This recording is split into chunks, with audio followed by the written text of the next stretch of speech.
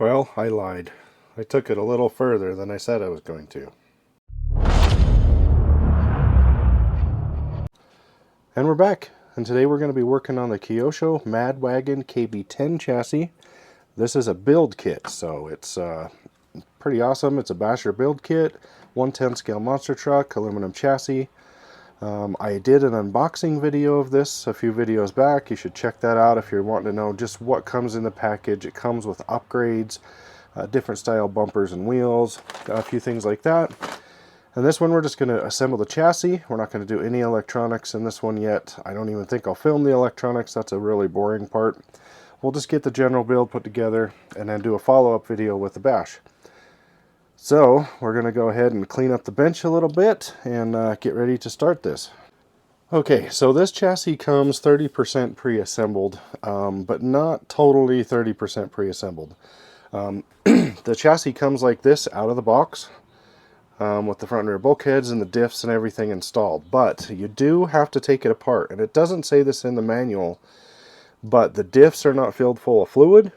None of the outdrives on the center drive are Loctited, and the slipper clutch, the spur gear, is not Loctited down either.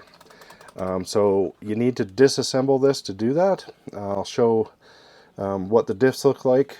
I have already went through and did the diffs, so the diffs were completely empty. The diffs are a heavy-duty 8-scale grade. They come from Kyosho's Neo 8-scale chassis, so they're really heavy-duty looking. They should hold up really nice. We had to do the outdrives. None of them were Loctited or even tight at all, really. It was pretty easy to break them loose. So if you're going to build this chassis and you don't take care of these 4 things, you're probably going to have a problem within the first couple of runs of everything just coming loose. So take out your pins. You can see there's no Loctite on them, and get them done. Also, the slipper, I tore it out, took a look at it. Very nice looking unit, very quality looking. The 4 screws that were on the slipper, on the spur gear, were not Loctite, so we did that. I'm gonna leave it doesn't say in the instructions anywhere that I could see, maybe I'm blind, how to set this slipper clutch. So I'm going to leave it the way it is at factory, and it's obviously adjustable after the fact. We went ahead and filled up the diffs. We used just what they recommended. It's just 10,000 CST silicone diff fluid. I have a bunch of different ones, but in my 10 scale trucks I don't typically like to run super heavy unless it has a center differential. I'll run 100,000 to 150. But usually I run about a 10,000, maybe 30 in the front, 10. I just did 10 in both. And we'll just see how it is for tuning. I also pre-assemble the shocks come pre-assembled. I have already filled these, so they're ready to go. The reason I did some of this stuff ahead of time was to speed up the video just a little bit. I also did all the tie rods and rod ends and stuff. I already pre-built those just to help the little flow of the video to go a little bit better. Some of that stuff gets super boring, so I tried to do a few things. So this is basically how it comes out. Take them apart, just like I said, address those issues, and then you're ready to start building. So in the manual it does basically say to tear them apart, fill them with fluid. If you didn't know any better, you might just skip that part thinking it's already done, but it's not. I also assembled I did the shock towers already. Just something else to knock out of the way. So we pre-assembled the shock towers. Those are already done. So now we're ready to assemble the shock towers on to the bulkhead. So let's take a quick look at the shock towers. It's just a shock tower piece. You can see here you got to trim the bottom of this one off and the bottom of that one. Go by the manual. It tells you specifically how many holes to count, blah blah blah, and still have some adjustment. So we assembled those. You mount these mounts on and put the body clips in. Everything's set just by manual adjustment. So we're going to go ahead and install the shock towers.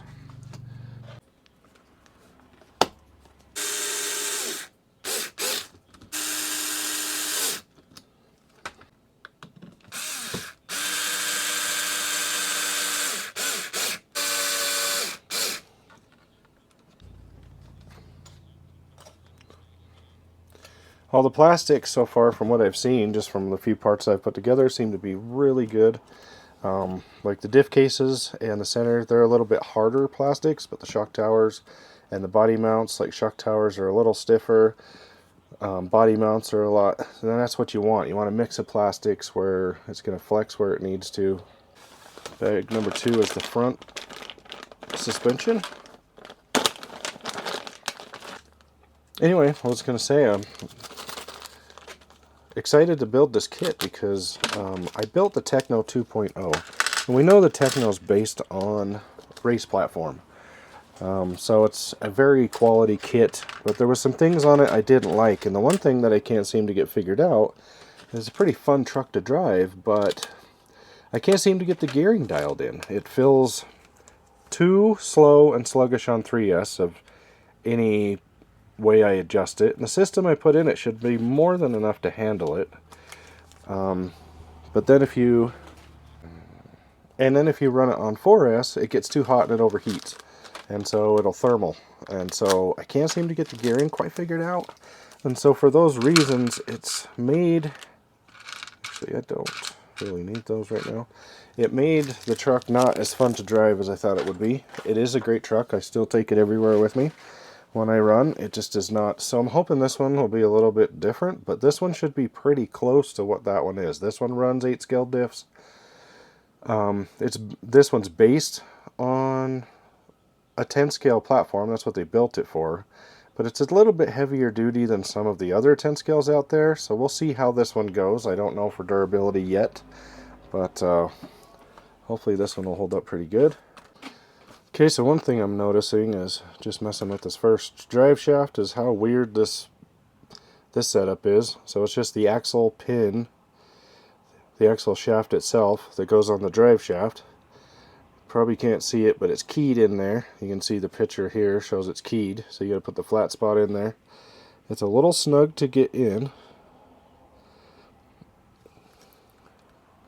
Like I can't even push it in with my hand.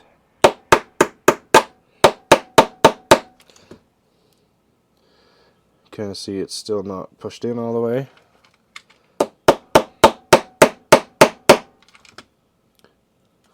Okay, and then you slide the pin through here.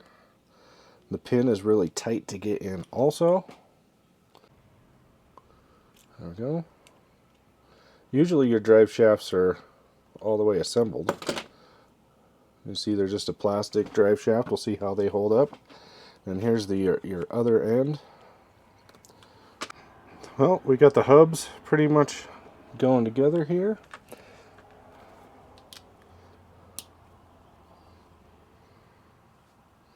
I like the double shear aluminum knuckle.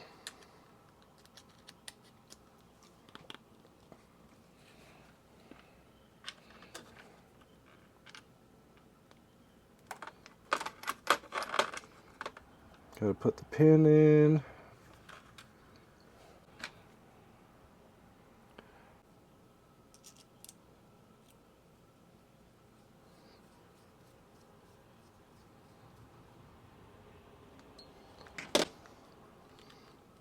Okay, there's the front knuckle and drive shaft assembly.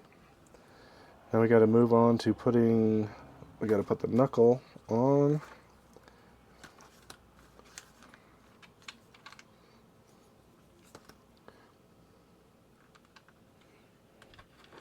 Use those little hat bushings.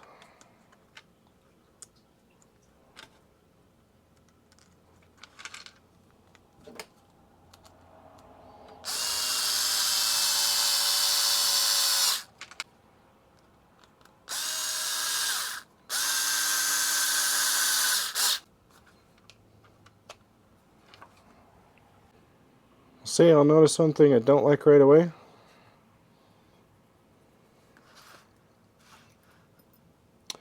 Oh, it shows that you put an E-clip. It's these screw pins, but there is an E-clip on it, so that'll help keep it in.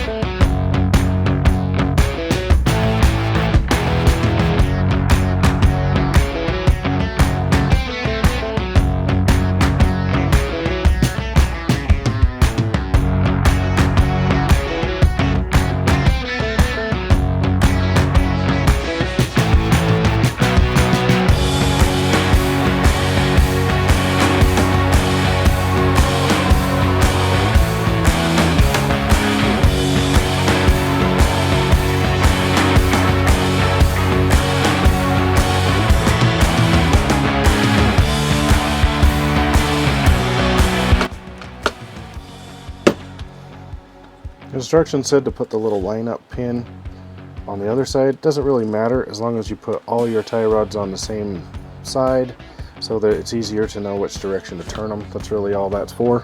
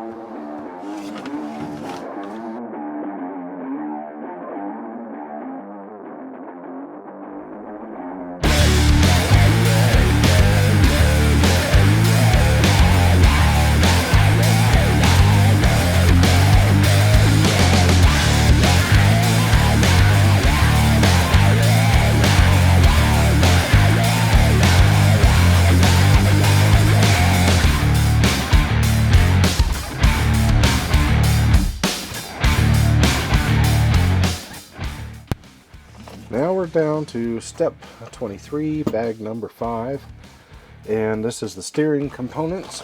And got to build the steering servo saver. I'd like to say that up to this point the build is going really well. Everything fits perfectly, no misaligned parts, no jagged edges on plastic. Everything fits nice and really good. The only thing I'd say that I had a little bit of a problem with was, and it not really too big a deal, but the E-clips were very frustrating. They're all rounded edged E-clips, so they took me a minute to get on. But that's just an E-clip thing. And then the drive shafts, just trying to get them to slot on to the end of the diff is really tight, but it's not undoable. You definitely want them to be snug, and they'll probably loosen up, I'm pretty sure, after running a little bit anyway, so being snug's fine. Other than that, it's going perfectly fine. And then, so now we need to get into the servo pieces. Aluminum servo saver. So we're on step 23, and we need to, I need to get me some of those side cutters. Like I said earlier, or maybe I mentioned, I have a set of side cutters that I bought specifically for building, and they're not here. I left them at my shop, and so I need to bring those home. Still looking to do a tool upgrade. I'm still working with, I mean, I really like this driver. Driver's awesome. I'm not worried about replacing. I got some new ProTech tips, which work good, but I need a new set of actual drivers. These have been good, but they're really old, getting rounded. This was not even the original tip for this one. This tip's so wore down I chopped it off. I can't decide on what I want. If I want a Vanquish, I want to do MIP. I want a full, nice full set, everything the same brand, nut drivers and everything. And I'm just too indecisive on tools, on what I want. So I keep using these older worn out ones that still keep getting the job done, but I want something newer, something nicer. The Vanquish ones look pretty good, but I'm not sure they carry all the tools that I want. If I had a set, so I'd still need to have extras. Let's see here. So we need, open up the tie rods.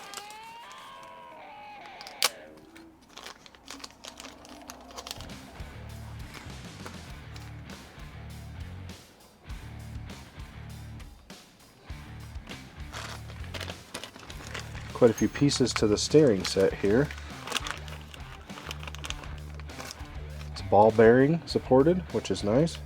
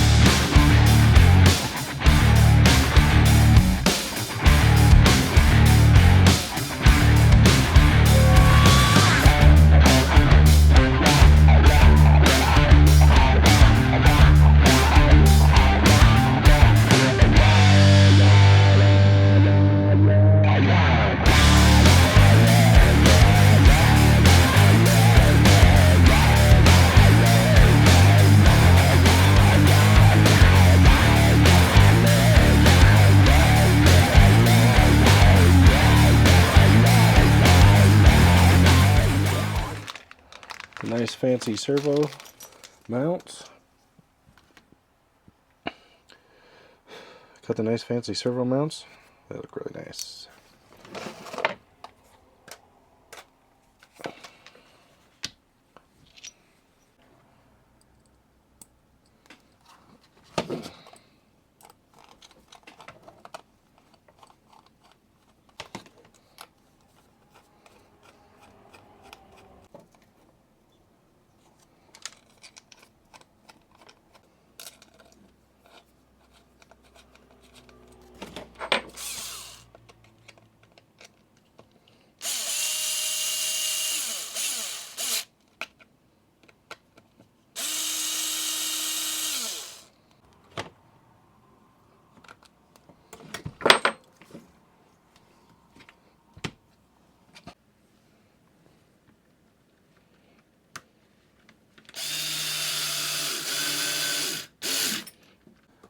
Okay, now I got this big, humongous chassis brace, which is kind of ugly, but I'm sure it serves its purpose, which is to keep everything braced up really well.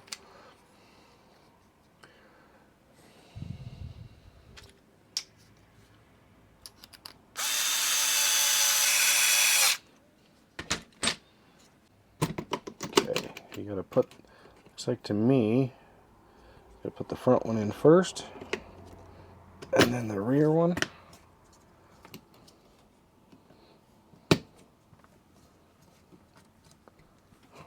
Just like that. A massive chassis brace. I mean, I know it's plastic, but that's going to be stronger than probably even a piece of aluminum. Looks like now we just got to bolt it all together.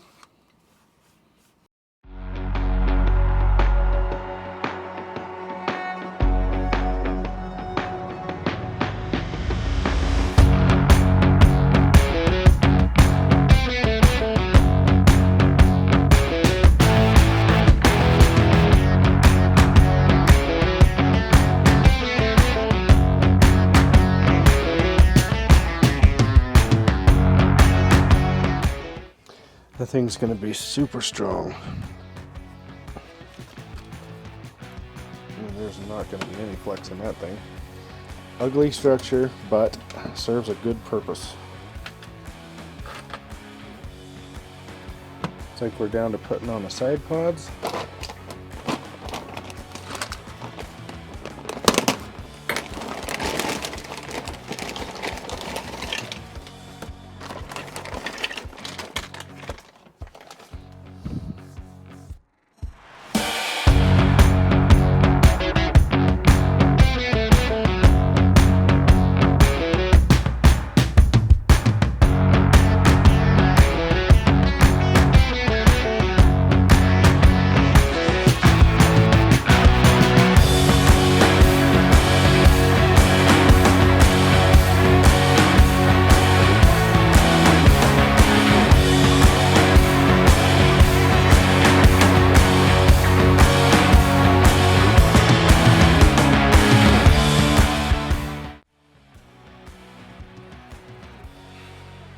So the motor mount has preset gear mesh holes, which is kind of funny because it's very similar to the Techno. That's what they tried to do also, but they weren't very successful at it because it sucked.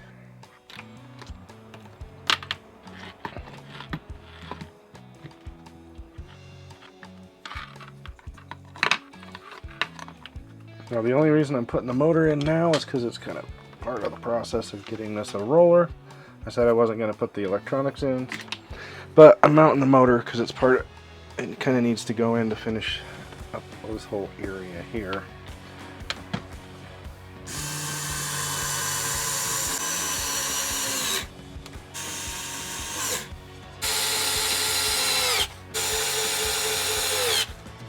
Alright, so I said I wasn't going to install the electronics, but it's turning out that I'm setting them in place anyway, because in order to put the battery mount in, you have to route the ESC wires to the receiver first. So I needed to put this in place, because you got to tuck the wires up under the edge of the servo, or the center mount, where the slipper is. Up under there, and then when you put the battery, so you cannot get the wires in and out after you do this. So we got a little bit of play here. We hope enough. I don't pinch anything. There's also a little servo or ESC wire keeper that goes down in here.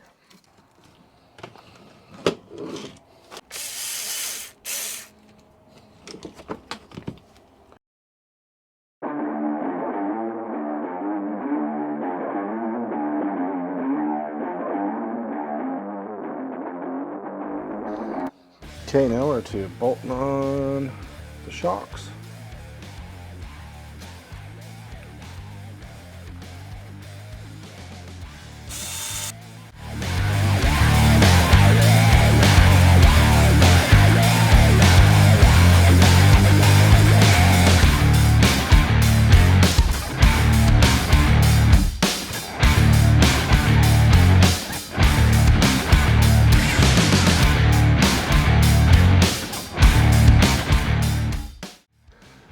Alright guys, we're to gluing up the tires. You can see I've already started gluing up the tires, and these tires are kind of weird.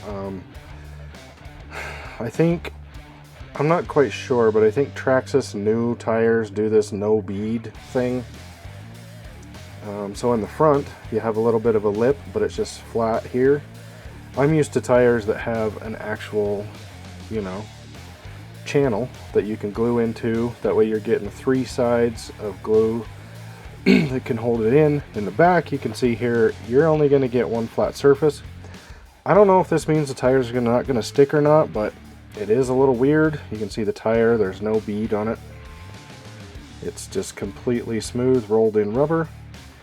And these tires are this one isn't as bad as some of the others, but they're very greasy feeling, like there's a lot of stuff on them. So I've been using isopropyl alcohol and scrubbing, and then also using some sanding pads to rough all the edges on the rim. I haven't roughed this one yet. This is smooth, but it just feels all sticky. So anyway, we're going to get these all mounted up the rest of the way. I've already got them halfway done. Gluing tires is not fun, so I'd have to say this is probably the suckiest part of the build so far. It's hard to get the tire glue I'm using is unfortunately thin, is all I have here at the house. So it just runs everywhere, but it's okay. This is a basher car, and tires and rims are going to get beat up anyway. Okay, and we got the Kyosho Mad Wagon KB10 all done and ready to run. I took it a little further in this video than I said I was. I was only going to do a roller.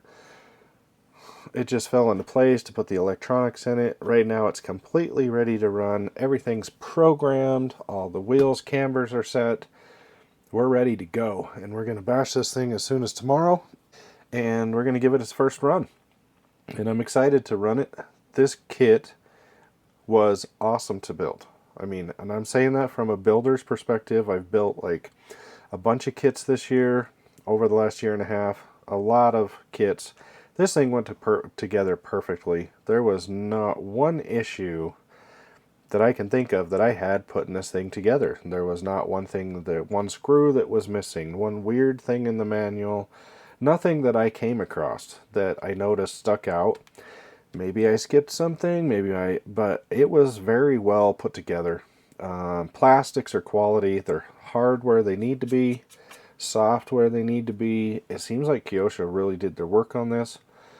I'm surprised that this chassis hasn't been more popular and isn't in more of the mainstream YouTube videos, because Kyosho really did a good job. There was this ground up build of something they've never really had a good forte in as basher, 1/10 scale bashers. And this is a great truck as far as the way it's set up. Now, we'll test it on durability. I don't see any reason why it's going to have too many issues. You will always test that when you're bashing them, if you're going to break arms, drive shafts, etc. Drivetrain wise, I think this thing's going to be fine. It has 8 scale differentials, 4 gear diffs, front and rear. It has Mod 1 gearing. This thing should be great. And it probably would handle 4S, but this is definitely a 3S truck. And being the kit version, upgraded, the few upgrades it comes with, it just adds to it, and it's awesome that it comes with those pieces. We have the upgraded motor mounts, servo mounts, shocks, things like that. Different colored wheels than the ready to run, different colored bumper, different colored grille. All in all, I think this is going to be a great truck, but we'll see. I'm going to put it up against the Tekno MT4 10 2.0, the Rival, and the Granite, and we're just going to see how they are. I have all those trucks, so I have a pretty good base to compare it on. The only complaint about this truck that we have is the battery box. The battery mounting system, you have to use a 3S soft pack. 2S hard packs will fit in here. 3S hard packs will not for most manufacturers. It's too narrow. The transmission is, the center gearbox is sitting over too far, and it won't fit. And this is the only drawback to the truck, which I knew this was a problem with the ready to run version. Nothing's changed as far as chassis layout for the kit version. And so it's just a battery placement. You have to use a soft pack. You're not going to get a 3S hard pack in here. I've tried Genza's, Spektrum. None of them fit in here. This looks like a hard pack. This is actually a 4,000 milliamp soft pack that has a case on it, and it fits in there fine. I have found some batteries that fit perfectly that would run, that are pretty decent quality, and it's the Helios, I believe it's 5200 milliamp, like 60C batteries. They fit this chassis perfectly, but they're a soft pack, so beware. If you're running 2S, you can run a hard pack. If you're running 3S, it's going to have to be a soft pack, and that's unfortunate. But that's the only flaw to this chassis that I can see so far at this point. Durability was always something that could be in question, but we'll figure that out later. I have seen videos on this truck, and just a couple things, and it's actually a really good truck. If you've seen